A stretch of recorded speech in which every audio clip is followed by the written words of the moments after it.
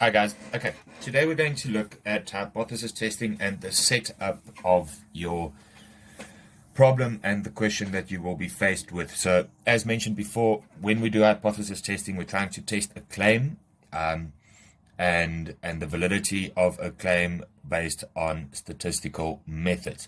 So, today we're looking at the setup of the problem.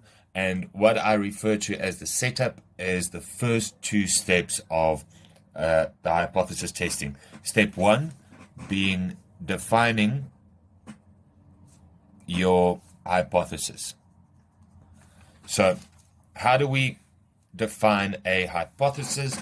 So, firstly, we need to understand the different types of hypothesis. So, there's three different kinds of hypothesis. And there's one thing you always need to know. Well, there's two things you always need to know.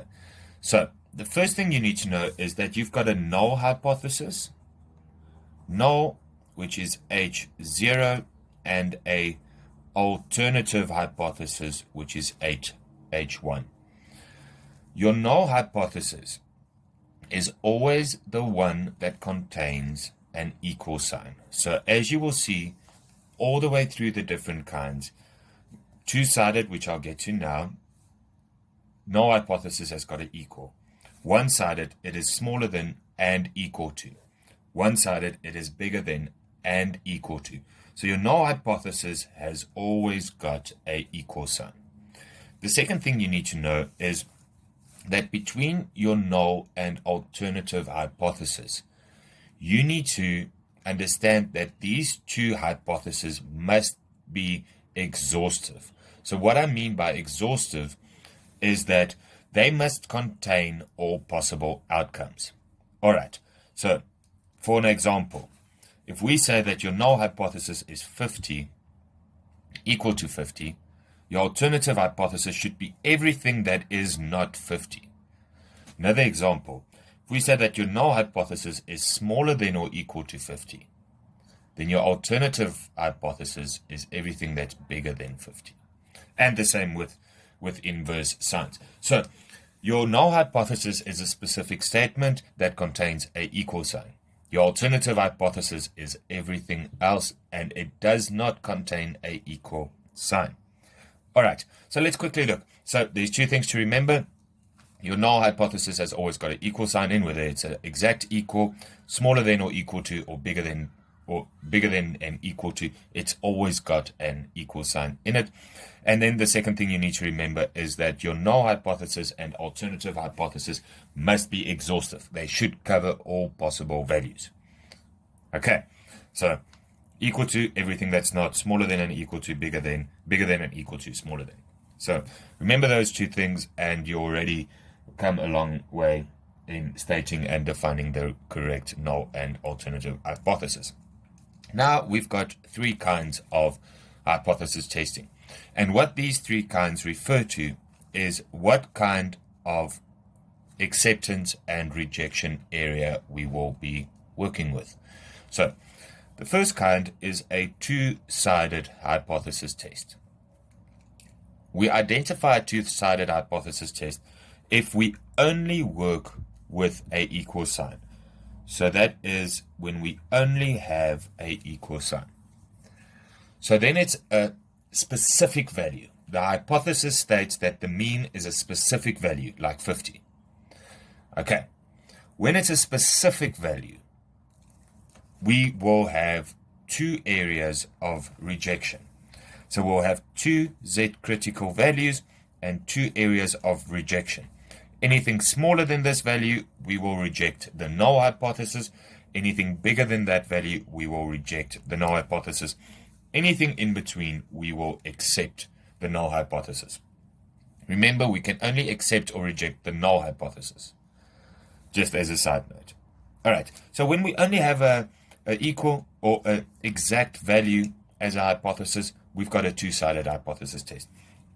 The second one that we're looking at is a one-sided upper tail. So the name kind of gives it away.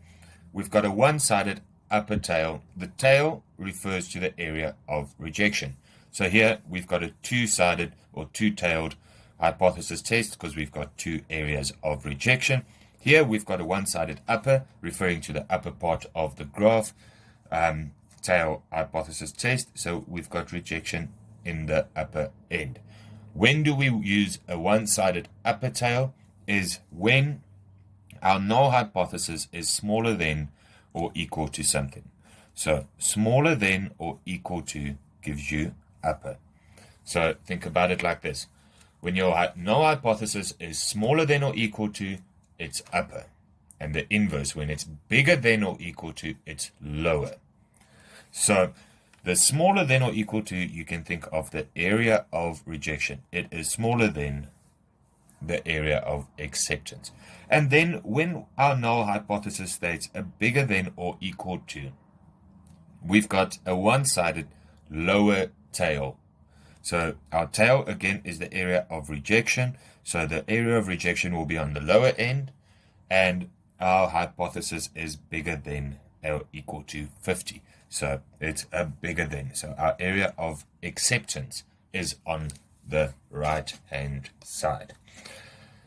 Okay, guys, so that is how you do your hypothesis, stating your hypothesis and identifying the hypothesis.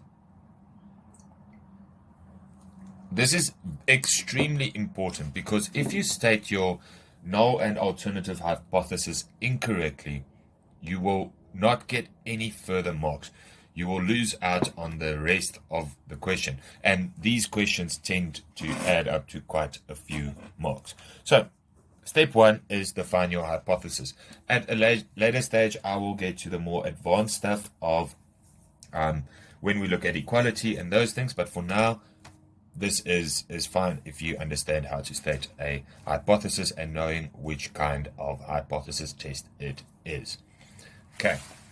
Now, the second step that we've got is to say, how do we define our area of acceptance and rejection? So, in my textbook here, in Applied Business Statistics, on page 218, I don't know if it would be the same page for you, you will see the same graphs. This is a two-sided hypothesis test, and then we've got a upper tail and a lower tail, and then they start talking about the level of significance. Now, what the level of significance is effectively a measure to say how accurate do you want your test to be.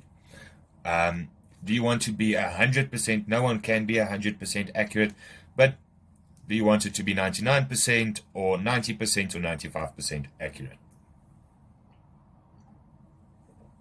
And therefore, they give us this table. So you will see that you are given a alpha value, for example, of 0.05. And that alpha value of 0.05, you then need to get a Z-crit value, or your Z-critical value. Now, back to this, you will see that your Z-critical value shows you where your area of rejection starts. All right. So, in the question, they will give you a alpha value, and you will then have to calculate what your Z critical values are. Your Z crit limits for a two-tailed or a one-sided tail. Now, if you look at this table with me, you will see that they split your Z crit values into the three kinds of hypothesis tests we can get. The first is a two-sided, the second is one-sided lower tail, and the third is one-sided upper tail. You've got your alpha, which is your level of significance, 1%, 5%, 10%, and they therefore give you the corresponding Z values. All right, so I'll go into how you can get these values off a table. But what you need to understand is your level of significance, again, shows you how accurate a test is. So in other words, it says how big or how small is your area of rejection. So when you work with a two-sided hypothesis test, your alpha value will have to be split into two, because that, again, as I said, your alpha value refers to the area of rejection or the accuracy of your test. So because you've got two areas of rejection on a two-sided, you will have to divide your alpha by 2. All right. So now I'll get into those details. For now, use this table. When you do your exercises, make use of this table. When they give you an alpha of 0.01, two-sided, you will see it gives you plus and minus. So that is your minus value. So you'll have a minus value and a plus value. When you've got a one-sided lower tail, you'll only have negative values. One-sided upper tail, you'll only have positive values. So let's have a look at the back of the textbook where these values come from.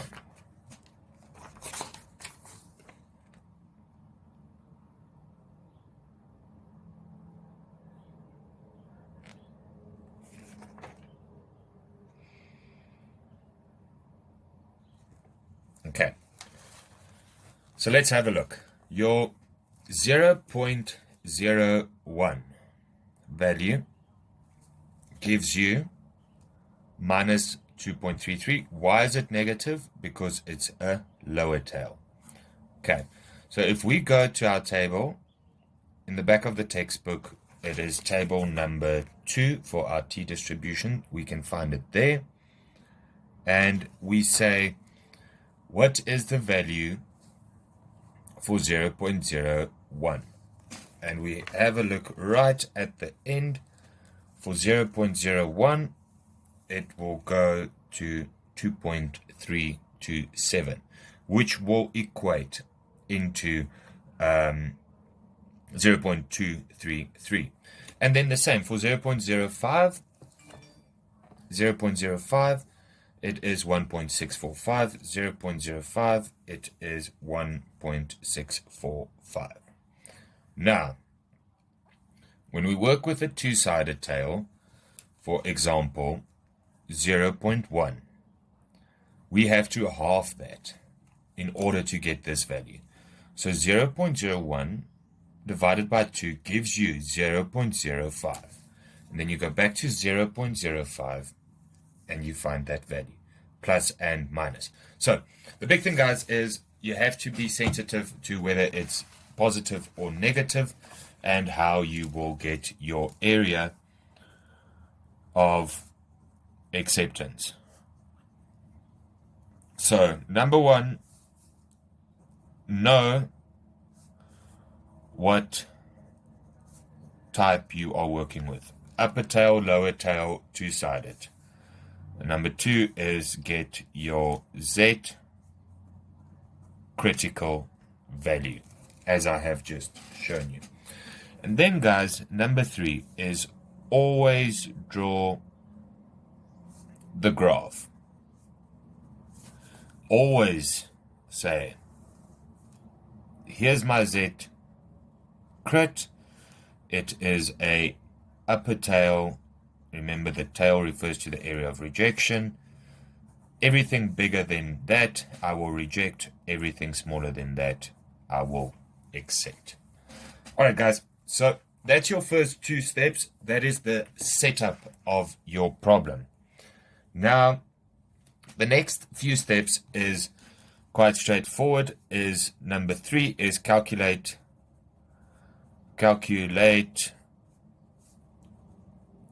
your Z stat, which I have shown you here. So your Z stat is your Z transformation. That's your sample mean minus your population mean, your standard deviation over the square root of your sample size. If you work with proportions, it is your sample proportion minus pi, your population proportion, pi times 1 minus pi over n, all of that in a square root.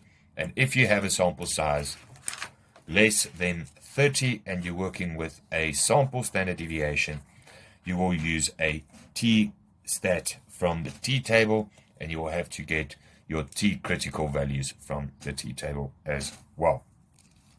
So that is the next step. And then the final step is, second to final is comparing the two and then drawing a conclusion.